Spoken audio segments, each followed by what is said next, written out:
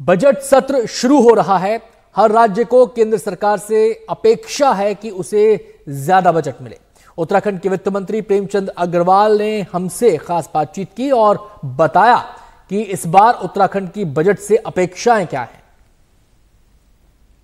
तो इस वक्त बजट आने वाला है, बजट सत्र शुरू होने वाला है और ऐसे में हर एक की निगाहें जो बजट पर हैं। वहीं हमारे साथ खुद बात करने के लिए प्रेमचंद अग्रवाल जो वित्त मंत्री हैं उत्तराखंड के, वो हमारे साथ ज्वाइन हो चुके हैं। प्रेमचंद जी, बहुत बहुत स्वागत है आपका एनडीटीवी में। वही मैं जानना चाहूंगा आपसे कि इस बार उत्तराखंड को बजट से क्या उम्मीद है। हम देखते हैं कि ज्यादातर आपदाओं से जूझता रहता है उत्तराखंड। वही अब इस पे क्या सोचते हैं, क्या आपने उम्मीदें की हैं गवर्नमेंट से और क्या आपको उम्मीद है? देखिए, आप जानते हैं कि जिस प्रकार से हमारा ये पर्वतीय क्षेत्र है, पहाड़ी क्षेत्र है, तो जहाँ आपदा निश्चित रूप से अनेकों बार यहाँ पे आती भी है। आपको पिछले कुछ समय का यदि मैं याद दिलाऊं तो एक हमारे यहाँ सिलक्यारा टनल का एक बहुत बड़ा एक घटनाक्रम पिछले दिनों हुआ था, जिसमें हमारे 41 मजदूर फंस गए थे। और निश्चित रूप से पूरे हमारे लिए चुनौती का काम था, लेकिन माननीय मोदी जी और माननीय हमारे मुख्यमंत्री जी के उसमें अथक प्रयास से हम उसमें सकुशल सफल हुए थे। हमारे उसके लिए हम लोग, हमारी उम्मीद है इस बजट में कि क्रोनिक लैंड स्लाइड के ट्रीटमेंट के लिए एक राष्ट्रीय महत्व का शोध संस्थान की स्थापना हमारे उत्तराखंड में हो। और इसमें भी जो हमारे सीमांत जिले हैं, जैसे चमोली है, पिथौरागढ़ है, चंपावत है, इसके लिए हम चाहते हैं कि हमें इसका जो है बजट में प्रावधान हो। वहीं उत्तराखंड के विकास के लिए क्या सरकार से बजट बढ़ाने की आपने कुछ बात की है? क्योंकि देखा जाए अभी कांवड़ यात्रा भी चलती है और साफ तौर पे पूरा लोग हजारों नहीं लाखों की तादाद में उत्तराखंड में आते हैं, हरिद्वार जाते हैं। और वहीं उसके विकास के लिए आपने कुछ बात की है गवर्नमेंट से, वित्त मंत्री से आपकी मुलाकात हुई हो और क्या कुछ आपने मुद्दे उठाए हैं? नहीं, हम लोग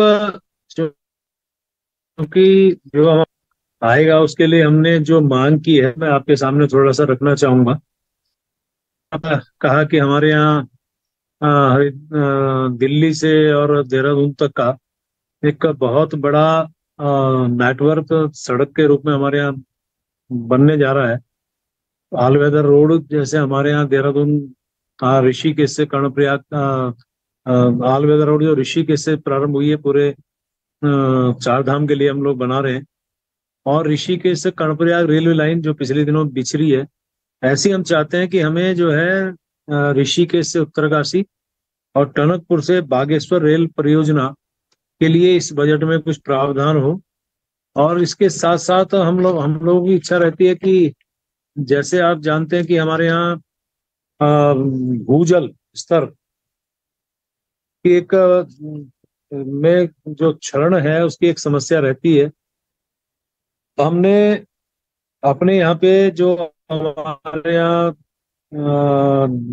क्षमता है हमारी उत्तराखंड के अंदर, उसके आधार पे हमने कहा है कि यहाँ पे हमें और ज्यादा, जैसे सौंग बांध परियोजना है, इस प्रकार से जमरानी बांध परियोजना है।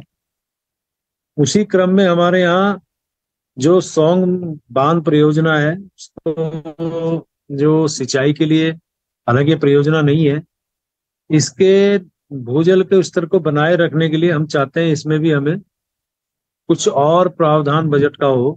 वही मेरा आखिरी सवाल है कि भारत सरकार भी, जिस तरीके से आपने भी जिक्र किया, भारत सरकार हमेशा एक तरीके से आगे बढ़ा रही है आपकी तरफ सरकार को भी। वहीं ग्रीन बजट की भारत सरकार भी आगे बहुत लेके चल रही है, ग्रीन बजट एक तरीके से लॉन्च किया है। तो आपकी तरफ से ग्रीन बजट, जिस तरीके से भारत सरकार का एक मोटिव है कि ग्रीन बजट को लेके आना, तो आपने भी कोई ऐसी बात रखी है ग्रीन बजट को कि आपके यहाँ पे उत्तराखंड में किस तरीके से और पर्यावरण से रिलेटेड आप आगे बढ़ाएं? और ग्रीन बजट पे आपने कोई, जो मंत्री से मिले हो तो आपने कोई बात की हो?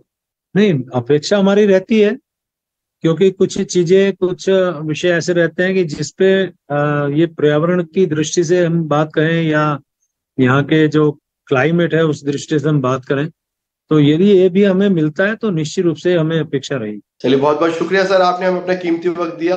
बने रहिए एनडीटीवी के साथ।